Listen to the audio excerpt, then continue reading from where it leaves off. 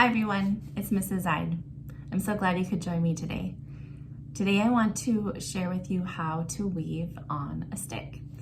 And in particular, the stick that we're going to be using is a Y-shaped stick. So before we get started, you'll want to head on outside and search for a stick that is in that Y shape, and let's get started. The supplies that you will need are yarn, scissors, tape, and Y-shaped stick. To start, we'll take our yarn, we'll stretch it out to about 2 arms length, and then cut it with our scissors. I'm going to start by tying one end of my yarn to one side of the Y, and I try to put it down towards the bottom of that V shape. I'm going to double knot it just to make sure it's going to stay. And I take the longer side of my yarn now, and I'm going to wrap it around the opposite side, but I want to do it 2 times around. And then I'm going to come over to the other side and wrap it and come back over and wrap it and come back across and wrap and across and wrap and across and wrap. I think I might come across here, and this is where I'm going to tie. So I just make a loop and pull the extra through. Again, I might double knot it just to make sure that it's going to stay. Now I'm ready to weave. I cut another piece of yarn, and on one of the ends, I'm going to put a piece of tape around the end. That way I get more of a pointy end to work with.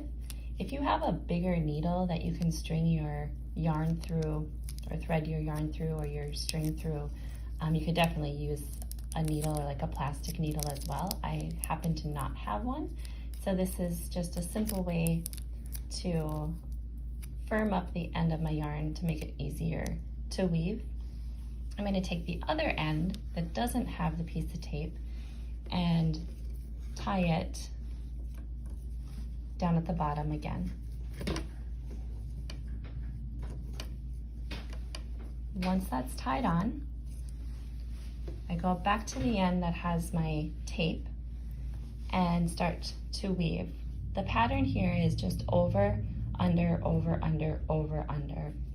So actually I think I might go under first on this piece of yarn here. So under, over, under, over, under, over, under, and then I'm going to pull this through. When you pull through, you don't want to pull it super tight because that's going to cause the yarn that's going across the 2 sides, it's going to make them start to bunch together, and it's going to be difficult to weave. So I just make sure it's pulled through, just not super tight.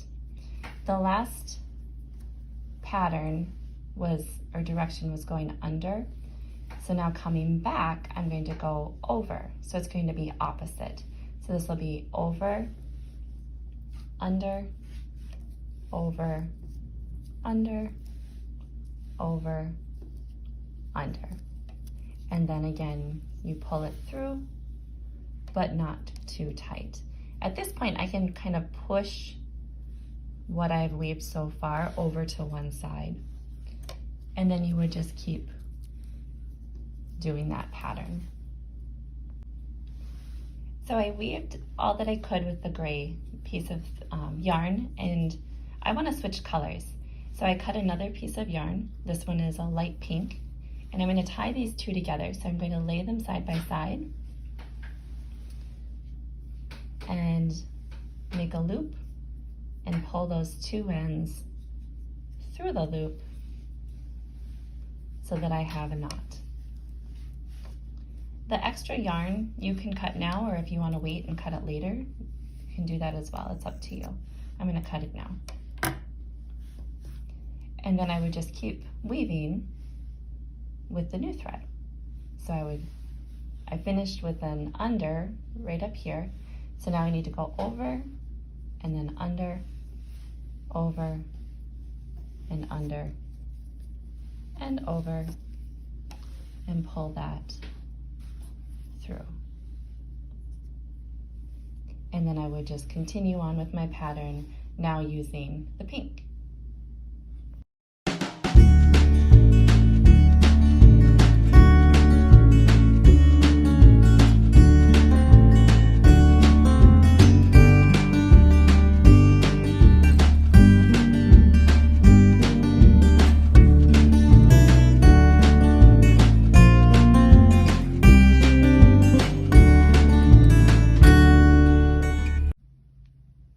So I'm about to finish up the weaving. I have one last pass to make. I just did an under, so now I'm going to go over and under.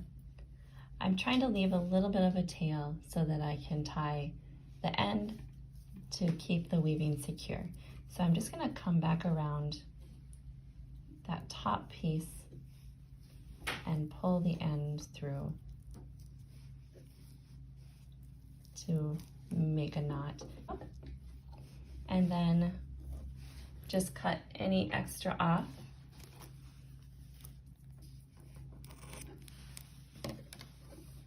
to finish. I added pom-poms to the bottom of my weaving and a piece of yarn to hang it from.